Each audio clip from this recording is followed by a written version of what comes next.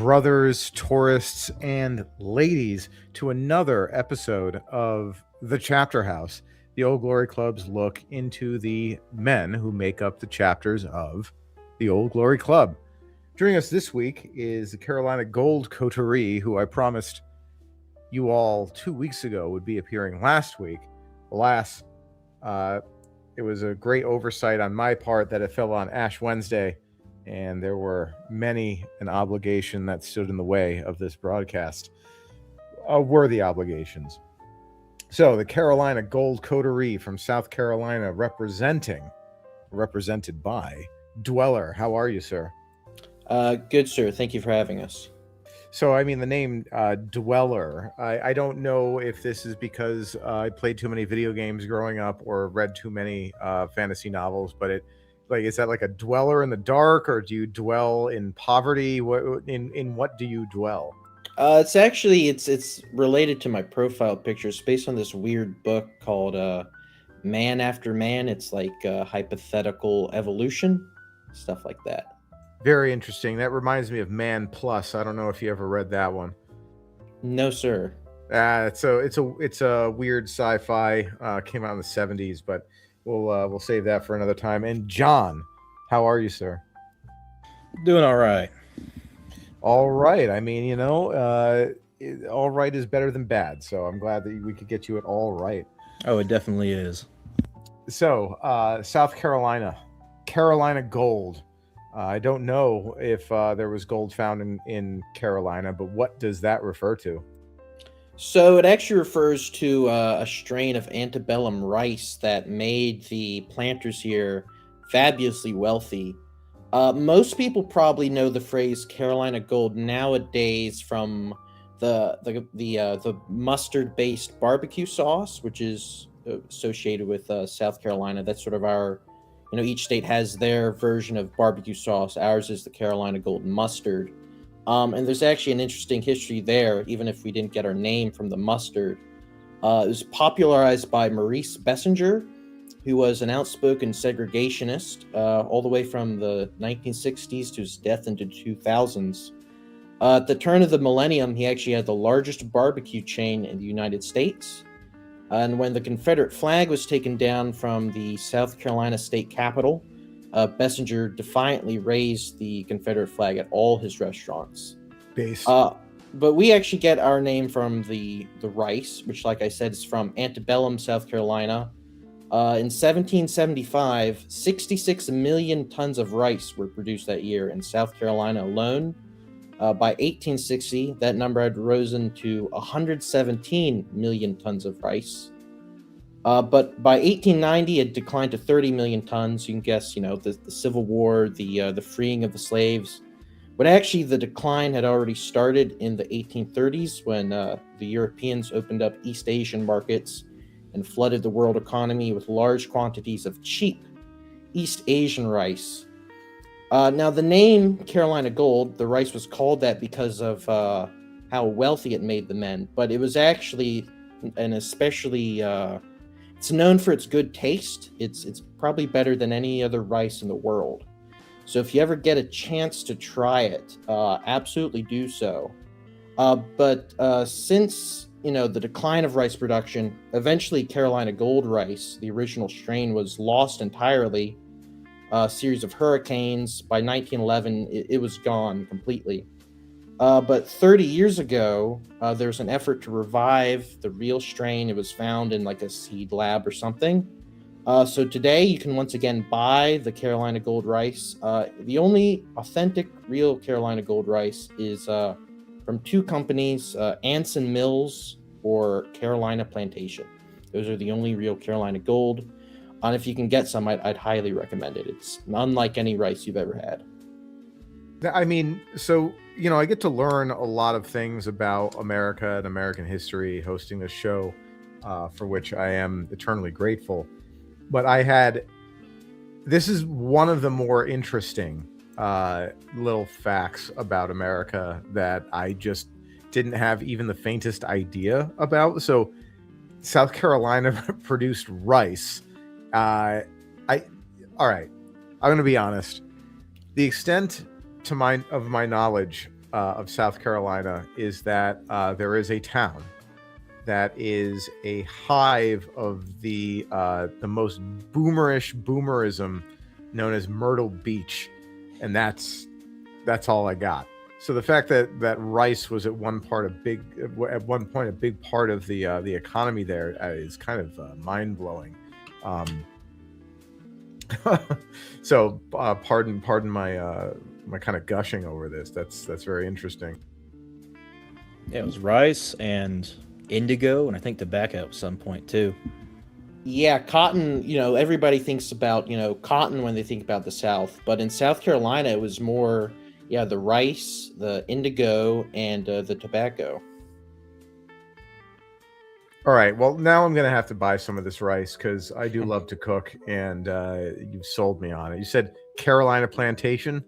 Yeah, Anson Mills or Carolina Plantation. All right, there's a 2-pound bag that I'm eyeballing right now, but Yeah, that yellow cloth sack. Yeah, that's what you want. That's exactly it. So I'm going to piss off a lot of the viewers when I say this, and I imagine that their consternation at what I'm about to say comes from ignorance. But Carolina barbecue is the best barbecue. It's very vinegar heavy. Does South Carolina have its own flavor, or is that kind of part of the Carolina barbecue heading? Can I speak on this? Absolutely. All right, so South Carolina has at least 3 variations of barbecue, all of which are pork based. Which there is there tomato. Any other kind? Yeah, no, that's the thing, right? You get all these you got all these Yankees and move-ins coming in here, and they think barbecue is like Texan style barbecue with brisket and beef, which I ain't this and that or anything, right? But good South Carolina barbecue is always pork butt, and you serve it with hash and rice. But the 3 main sauces of Carolina barbecue, of course, you had the Carolina Gold, which is your mustard, which we talked about before. In the upstate, it typically gets a bit more vinegary. As you progress further north into North Carolina. In the low country, it tends to be a bit more, is it tomato based, I think.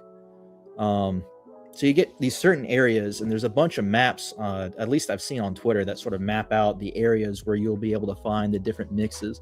In the Midlands, they all sort of kind of conglomerate together, even though mustard is supreme there. You can still get vinegar and tomato based there, but yeah, and then like I said earlier, it's typically served with like rice and hash.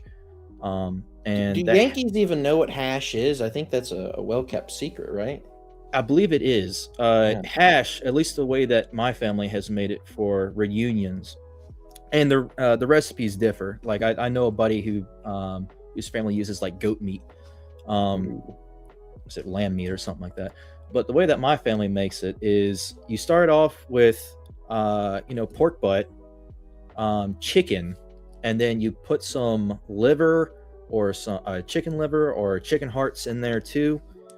You sort of boil that all together in a big old pot. The recipe that I'm taking this from is like old, like 1800s. So you had like a big, like giant witch's cauldron, right, full of meats and sauces, right, when making this. And I don't know the proportions to make this, like if you want to do this on a stove or something like that. But you take your chicken, your pig, your organs, you mix that all together, make sure it's nice and tender, sort of falls apart. Then you add your sauce. At least here in the Midlands, it's typically, again, a mustard-based sauce with like mustard, Worcestershire, a little bit. I believe mayo was added a bit later, but we do put that in there. Some boiled eggs chopped up and everything. You mix that all together, and it creates this nice meaty hash that you put on rice, and it's so good. All right, so you just blew the secret. As a certified Yankee, born and bred, I got to tell you, when I think hash, I think corned beef hash, which up here typically comes in cans or is thrown together on a skillet with corned beef and like very finely chopped potatoes. Is that something that is unique to South Carolina, or is that just a Southern thing in general? I believe it's a Southern thing, because I have seen hash like this up in North Carolina. I couldn't particularly say about Georgia or Tennessee or anything like that, but I know up in North Carolina it's pretty similar. Although, like, again, regionally, the recipe changes. I'd say if they don't have hash, it's not authentic barbecue. True.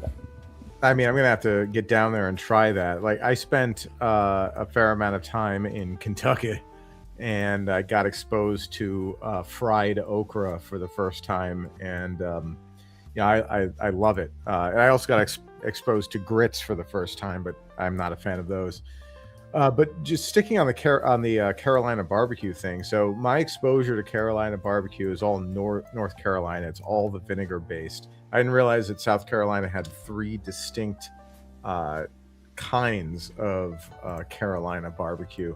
Is that does that extend to Georgia, or is Georgia its own thing?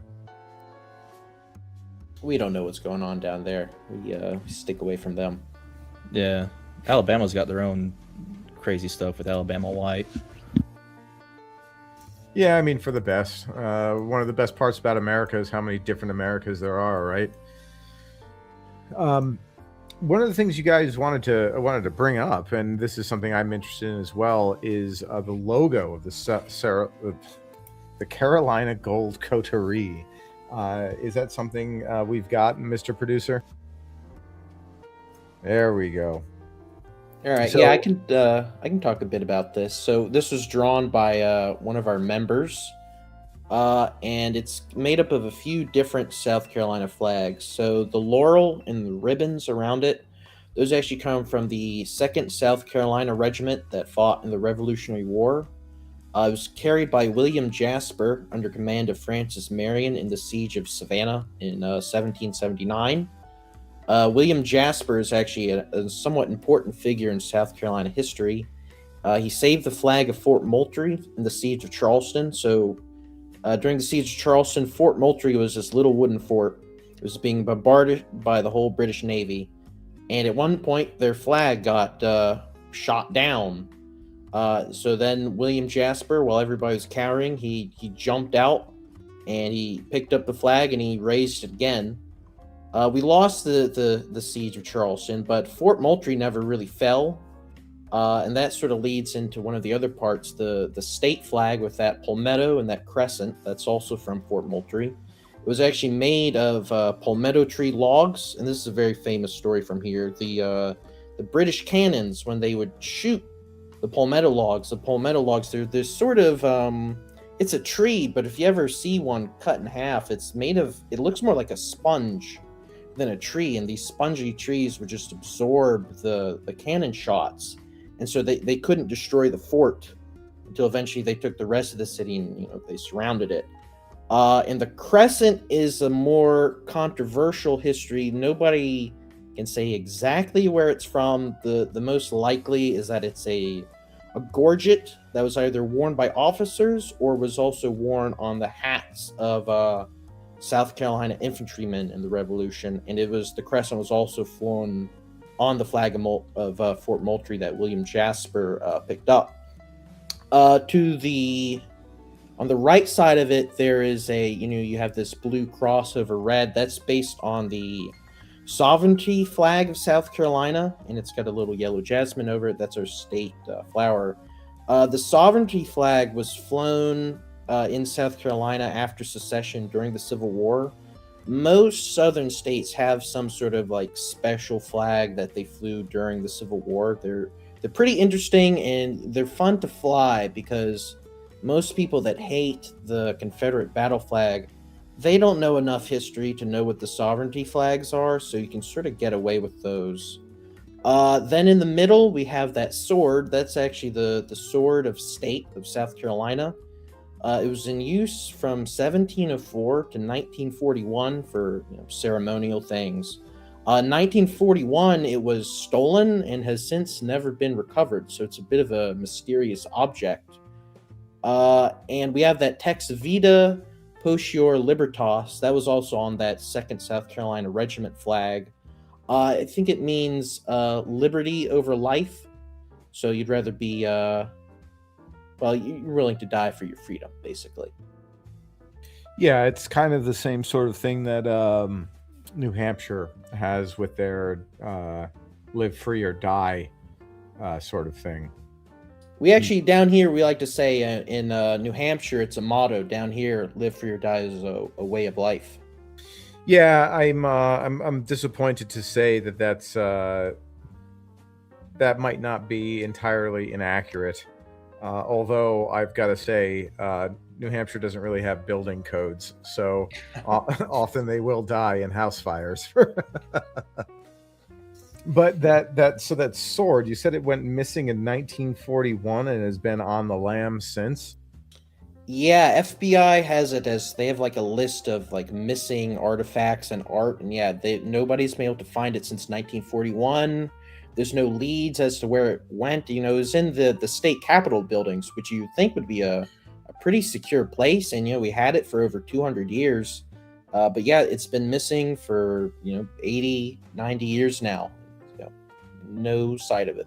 So I mean, with the kind of wavy blade, it reminds me of a flamberge. Is that what it was, or was it? Yes, that's absolutely what it was, and it was actually originally used. I think it was used by the Lords Proprietors.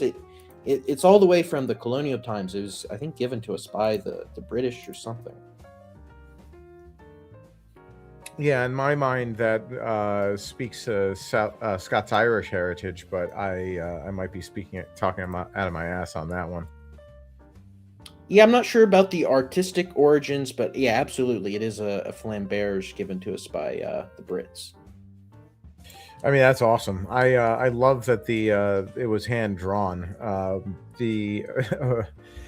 For those who know the deep lore, the original yellow dog pack flag or emblem was also hand drawn by one, in this case by one of the members' wives, and it didn't end up sticking around for very long, but it's definitely one of my more favorite ones.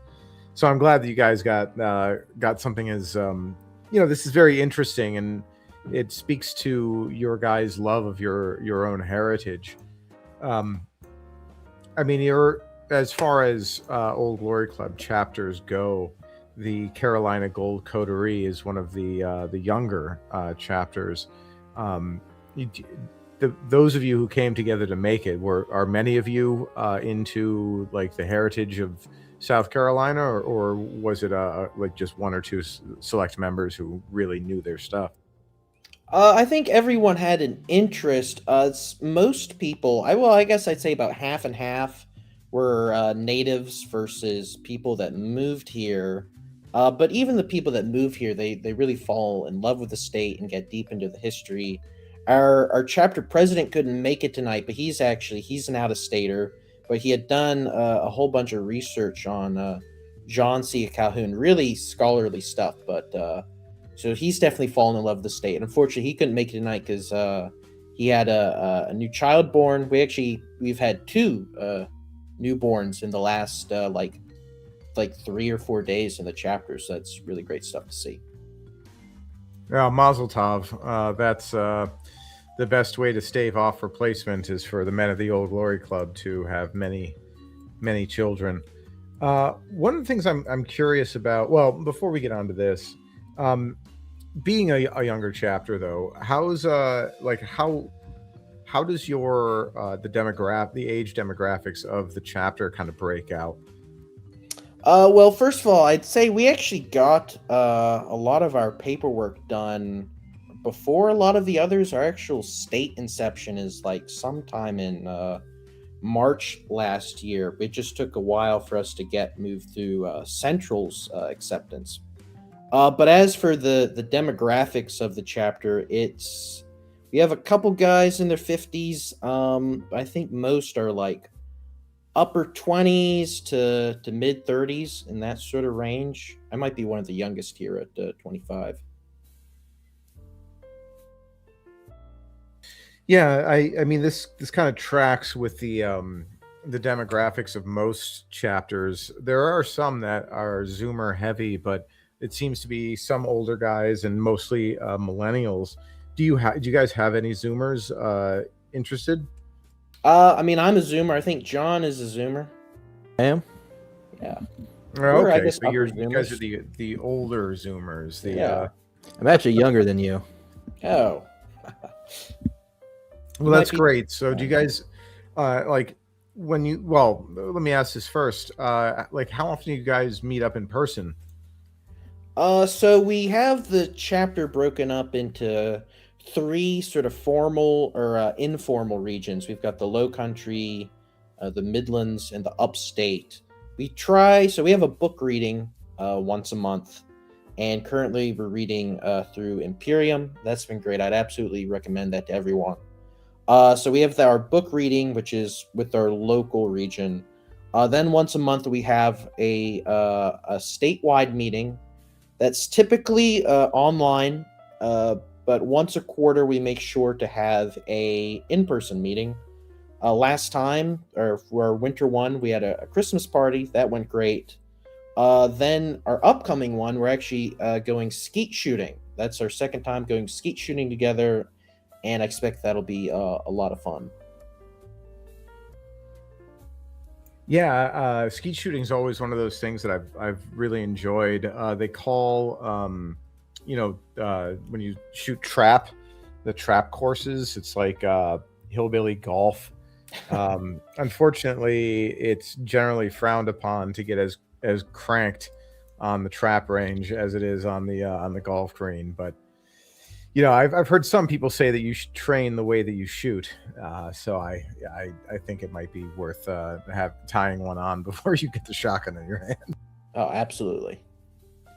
But no, that's great. So I'm glad that the regional carve up kind of makes sense to me. I mean, I say this, it seems every week, but America is huge, and the states themselves are each the size, for the most part, the size of countries back in the old world.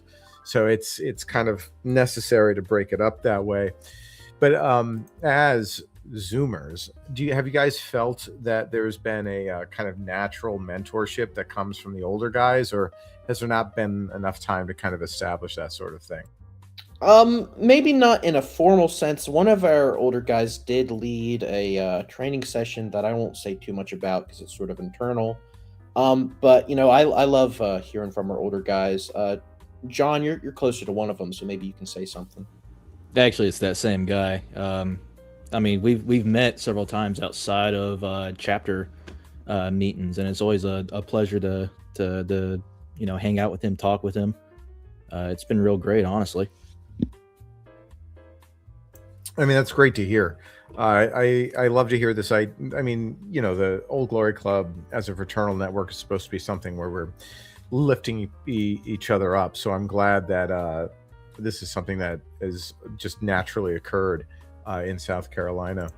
Now, I have been to South Carolina once before. I was with a pack of tourists. I mean, I was running solo, but I came down during, I think it was 2017 for the eclipse. Do you guys remember that? Yeah, I think we were right in the line of it. Yeah, I ended up in Greenville and went to some random town to the south of that in order to, experience totality and all that. But one of the things about Greenville that kind of struck me was nobody in Greenville is from Greenville. Is that like just a particularity of Greenville, or does South Carolina, as you were saying before, have itself a massive number of transplants? John, you live closer to Greenville, so you can take that one. Yeah, so Greenville and sort of the Greenville Spartanburg sort of upstate area has seen a lot of growth. Same with the Midlands too. Just generally all over the state, but it seems like all the new money in industry is going towards the upstate for reasons I have not really looked into. But I mean, I went up to Clemson a while back, and a lot of the younger guys there were quite conservative. I mean, they kind of I don't want to say falling off on the other side of the horse, but they liked groypers and all that stuff, but they were still quite fun to hang around with, even if they, all that crap. But yeah, it's generally a lot more conservative, a lot of new money, a lot of move-ins, a lot of the conservatives from like California and New York and like Long Island, they move up there. Not a whole lot from Charleston, I don't think. Charleston's where a lot of the old money and sort of the established powers that be, the more liberal powers that be, tend to reside, and that sort of sweeps up in a gradient upwards towards the upstate. Columbia and the Midlands is sort of in the middle. Yeah, you got some move-ins. It's sort of half conservative, half sort of liberal. So, I mean, when I was there, I did run into one local who made it it was very important to them that I knew that Greenville had like the cleanest drinking water in the entire country. I don't know if that's real. I choose to believe it. Is that like a particularity of the geography of the area, or is that just is that person just talking? I believe I've heard that from them as well. The Greenvilleites, I don't know what they call themselves. They're definitely proud of their city and with good reason. I'm sure you know it's very beautiful looking. They've got that little river park running right through the middle of it. It's definitely a gorgeous city. So I wouldn't be surprised at all if they've got great drinking water. Yeah, I suppose that's neither here nor there. Now, there's kind of two prongs to this that I wanted to ask. So you guys have the I guess rather sad distinction of continuing to reelect the vile and odious Lindsey Graham. Yeah. But besides that like giant blemish, I don't know anything about South Carolina's politics. Could you guys kind of elucidate that for me and for the audience? I think when it comes to the national politics, the less you know, the better. I think Lindsey Graham's our biggest embarrassment, but you can't forget about Nancy Mace, who's always drumming up some sort of controversy to keep her name in the news. I mean, there's so many stories about her. I mean, I guess what is it? Tim Scott, he's not so bad, but he's not great. So I'm sorry. I for whatever reason I didn't know that Nancy Mace was from South Carolina. How is it that you guys have two gay men as your representatives? It's very unfortunate. Nancy Mace, I think she's one of the original women. There's the Citadel Military College, which is pretty famous. She's one of the original women to make that not males only, and she's very proud of that, despite being a proclaimed conservative. So overall, just a total embarrassment. Yeah, it's quite a shame, really, because South Carolina sort of has had this history of great statesmen. I mean, you had Calhoun, you had Tillman, you had Strom Thurmond. There you go, and that sort of culminated in Lindsey Graham. And I guess if you look at it from a sort of an abstract view, Lindsey Graham does sort of inherit those abilities. It's just that his abilities are more towards sodomy more than anything else, than actually interest in his state. You could definitely say Lindsey Graham. I mean, he punches above his weight in terms of staying in the discourse. South Carolina, it's a small state, yet we're always in the news because of Lindsey Graham. He's very influential. It'd be great though if he were influential in a good direction rather than say a foreign direction.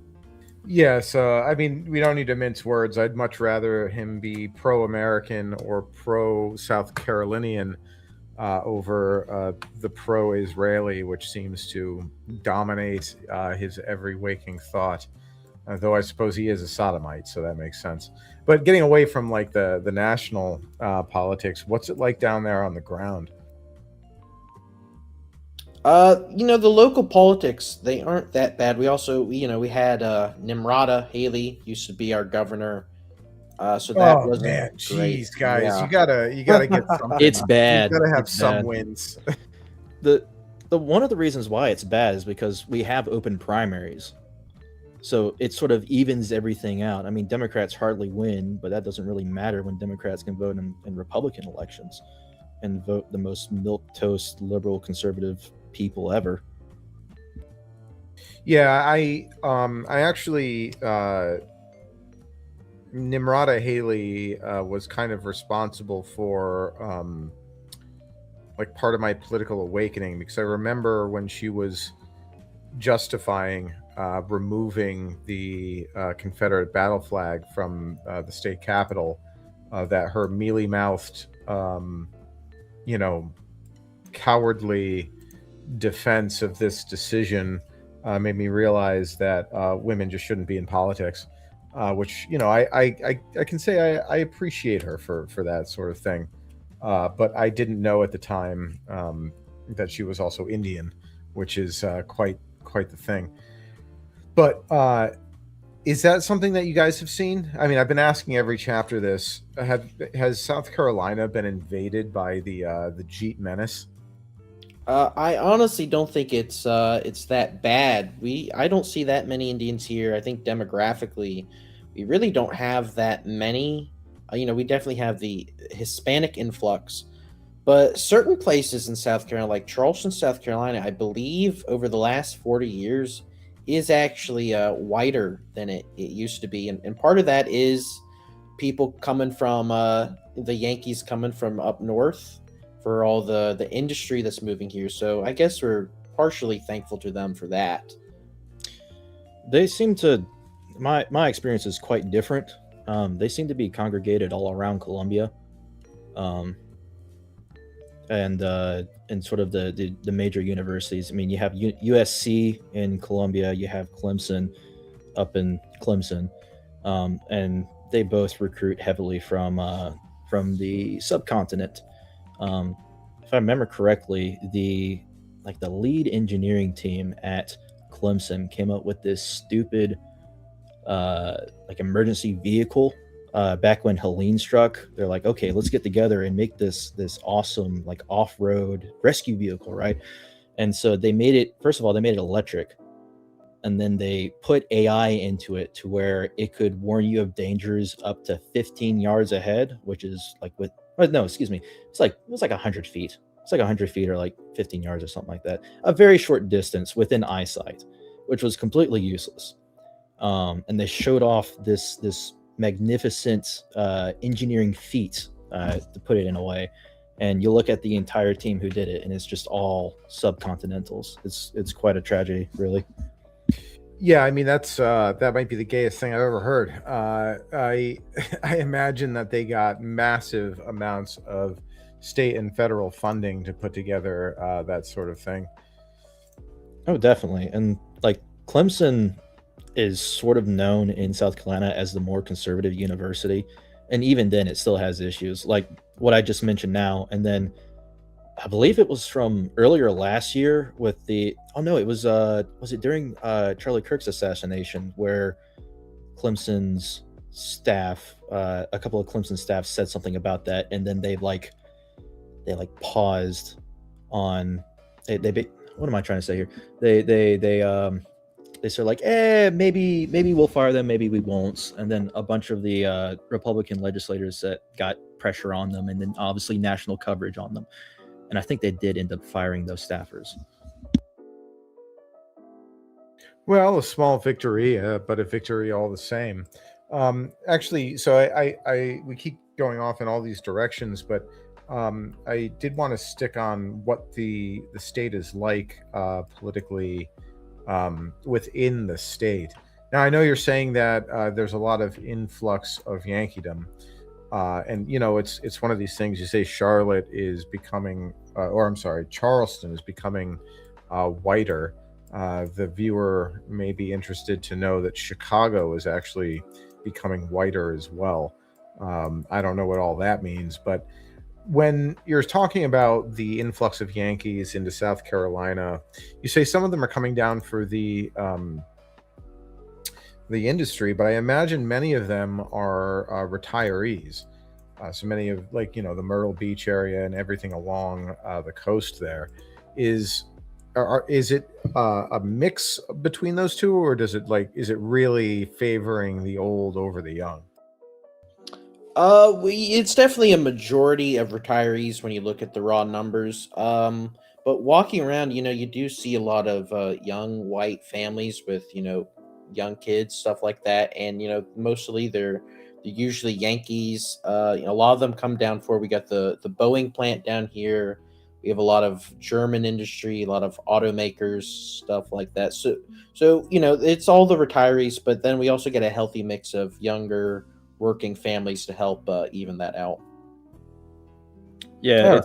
it's definitely, I'd say it's more sort of retirees because along with the beaches, we do have quite a numerous amount of artificial lakes. You get like Lake Marion, Lake Murray, and there's a couple of them that I'm missing off the top of my head. But we have like a lot of lakefronts. People like to build houses on lakefronts, big, beautiful mansions on lakefronts. And then of course you got the coastline as well. I say golf courses as well. We got a lot of those. They love their golf courses. So has this started to swing the politics of like state politics, or is it not yet had an effect? I'd say the Republicans are still pretty well entrenched, even at the state level. Local, the cities, they're all blue like usual. But I mean, at least in my experience in Charleston, you don't really have the same sort of totally psychotic Democrats. Charleston turning whiter, that actually happened under a Democrat mayor that we had for he had like a 40-year reign. But he reigned from like the 80s to the 2010s, so he might have been a little bit more of a closer to an old Democrat. Like kind of a blue dog sort. So if you were to just talk about the outlook of the state, we have. So Tennessee is solid red all the way across, right? Oklahoma is solid red, barring Nashville and Tennessee. So they have a very strong state apparatus out there that kind of prevents this regime insanity from infecting people, like from touching people where they live. Is that something that South Carolina has kind of a bulwark against, or is it more of a case of that it just hasn't, like, there hasn't been enough time yet? I'm confident in South Carolina's ability to stay red, stay conservative. It's been it's been a minority white state since before the revolution. And, that's never turned us super lefty before. So even if, the demographics turn for the worse, I don't believe the situation would really get that bad, but maybe I'm just overly optimistic. John, you got any thoughts on that one? Not terribly so. Local politics can get a bit messy sometimes, at least in my experience. At least hearing things from them, just constant infighting within like the Republican side. It's just really unorganized. Yeah, that seems to be kind of a ubiquitous story. But speaking of the local politics, Dweller, you had something that you wanted to bring up about the recent history of monuments and statues in the state. Yes, sir. So, everybody knows 2020 we had the all those riots and a bunch of monuments came down. That, of course, happened in Charleston as well. But ours wasn't necessarily a Civil War monument. It was actually a John C. Calhoun monument, was probably the most famous one we had here that came down. This was basically in the middle of Charleston, up on this giant pedestal. It used to be closer to the ground, but for decades people kept vandalizing it, so they had to put it on this like 20 or 30 foot high pedestal up in the air. But after the riots, the city of Charleston, the city council voted to take it down, but luckily it wasn't destroyed or melted down like so many others. It was saved, and now it's actually going to be at some point put up again, and that's thanks to the American Heritage Foundation and the Calhoun Monument Preservation Society. And actually, recently, in its place, a new monument has come up, a Robert E. Lee Memorial that used to be somewhere else in Charleston. It was taken down in 2021. Once again, this was saved; it wasn't destroyed. And that actually originally belonged to the United Daughters of the Confederacy. And in January this year, it was put back in place near where the Calhoun Monument used to be, on property owned by the Washington Light Infantry which is a local some sort of nonprofit organization that is good about these things.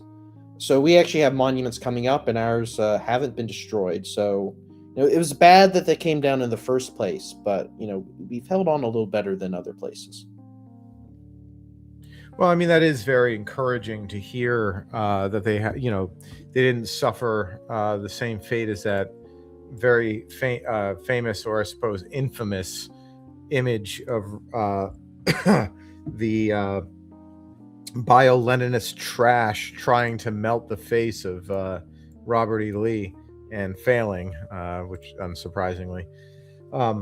So, I mean, I guess that speaks to the people of South Carolina not really being caught up in the self-hatred quite as much as the rest of the United States. When you're talking to, I suppose, normies, I imagine that, history and heritage aren't really super important to them. But do you get the impression that they're ashamed to be Southerners, or is that something that they've kind of been able to avoid?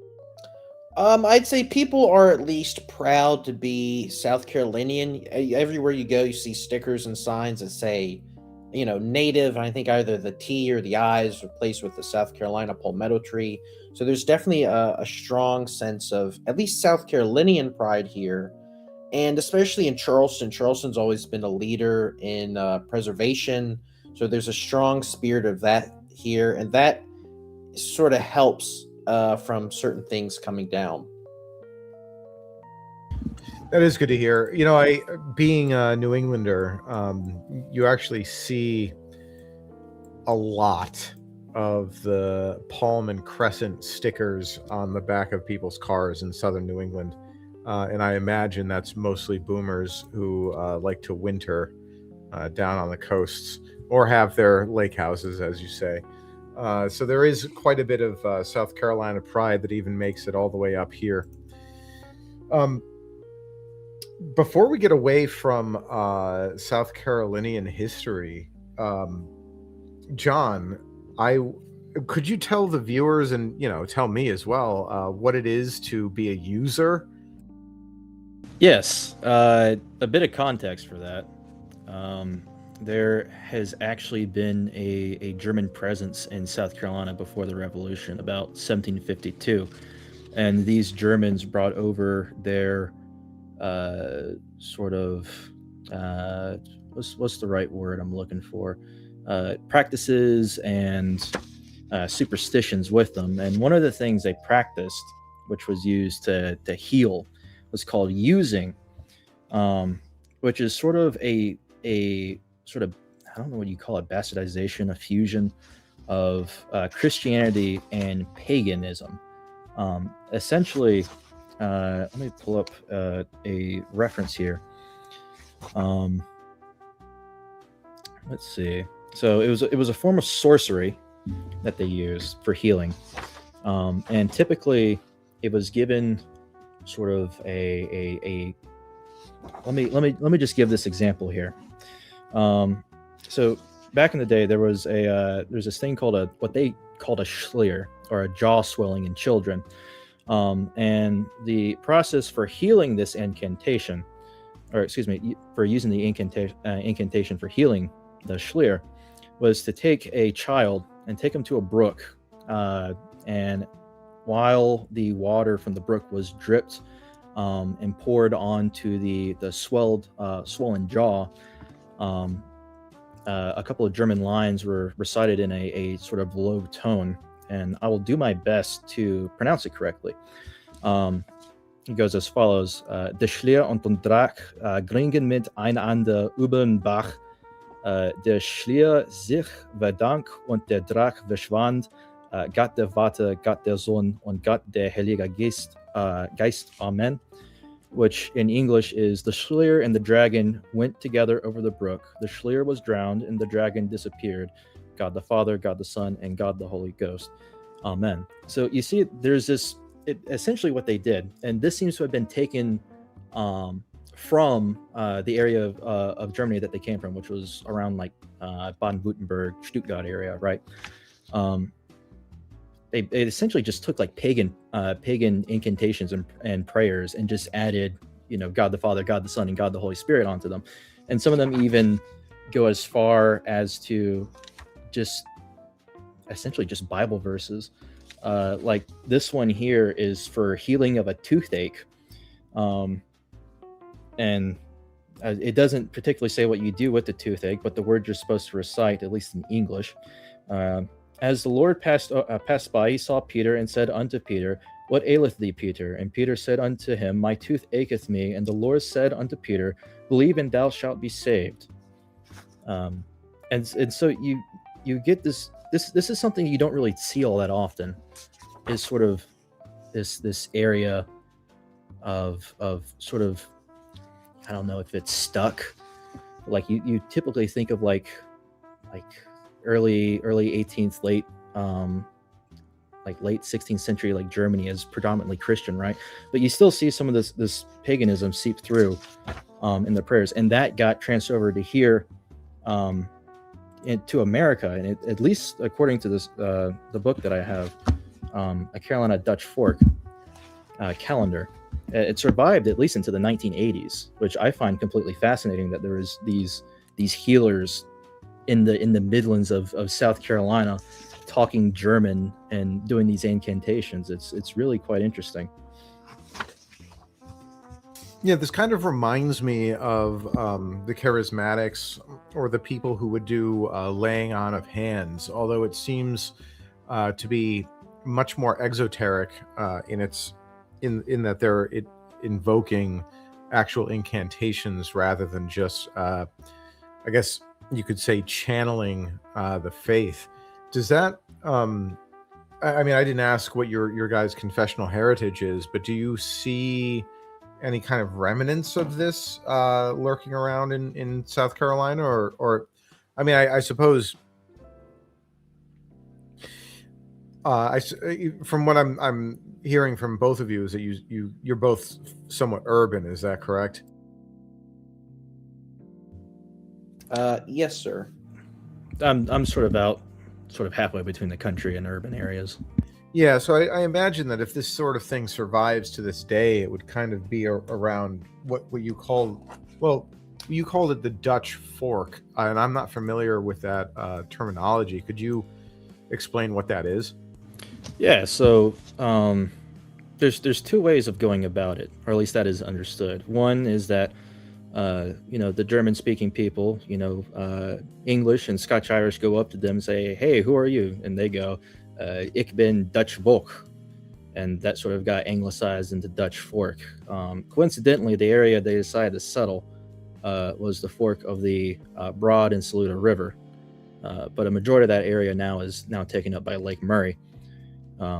So, like I said, there's two ways to go about it, but despite from what it sounds, it's actually you brought this up earlier. The Pennsylvania Dutch sort of get Dutch, German, Deutschland. They actually come from the same area, and it's funny how they both got anglicized to that same way, and often get mistaken in the same way too.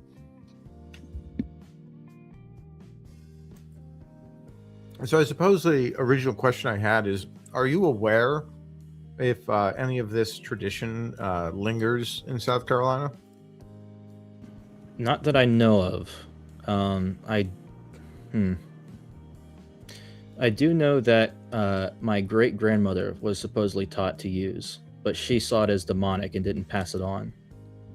The way that you pass this tradition on is that it goes from one sex to the other. So if a man can only pass it down to a woman or a girl, and then a girl or a woman to a boy or a man.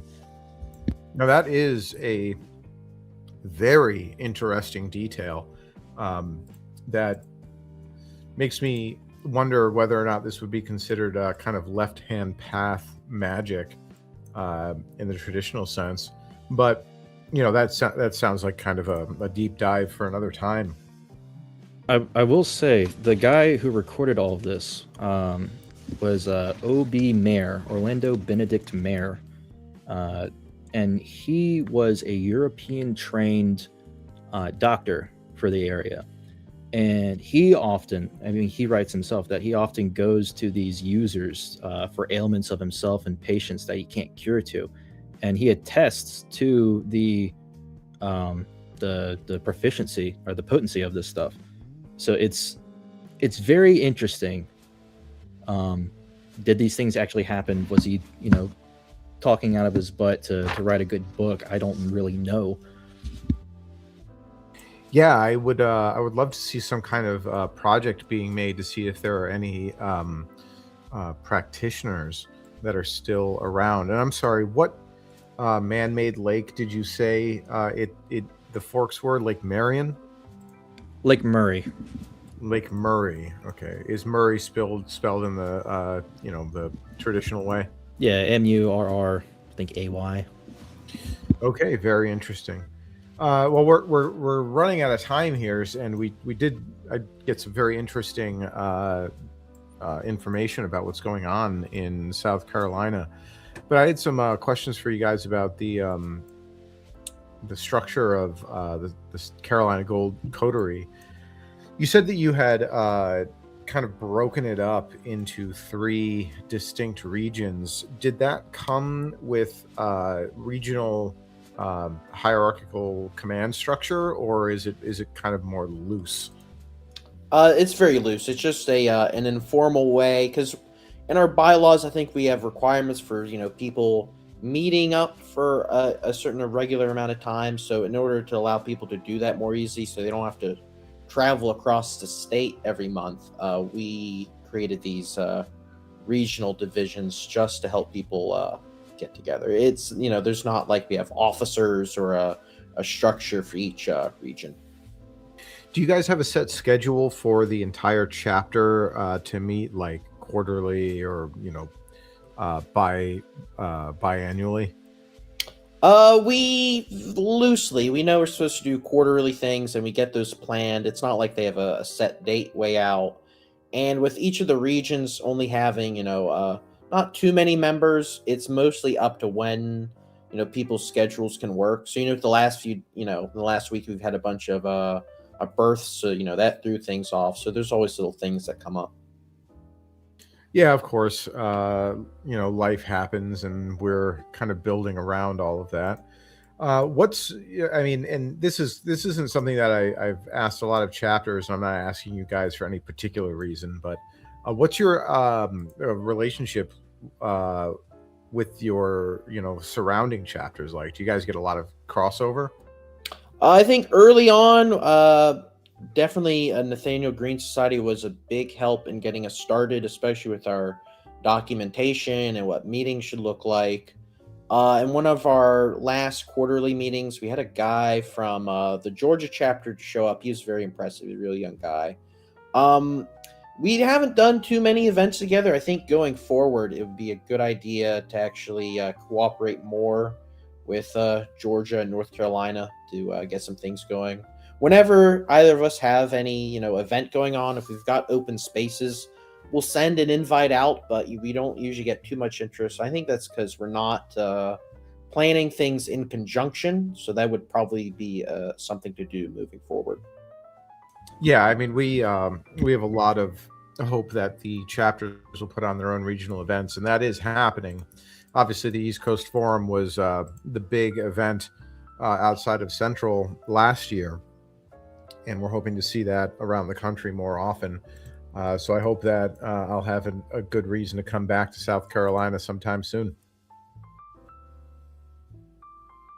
Absolutely. I mean, events are something we haven't discussed in detail, but I think it's something everybody in the organization is interested in.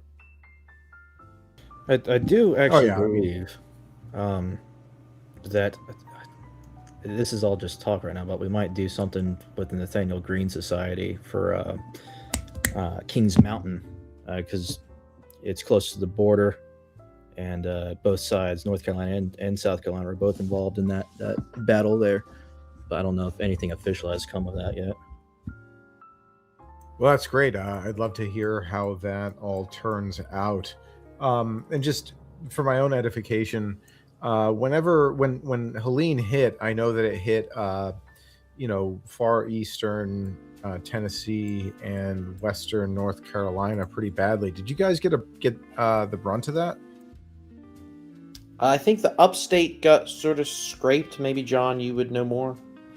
Yeah, the upstate got hit pretty bad, and the Midlands got scrapes. I remember my house was out of power for like 3 or 4 days, something like that.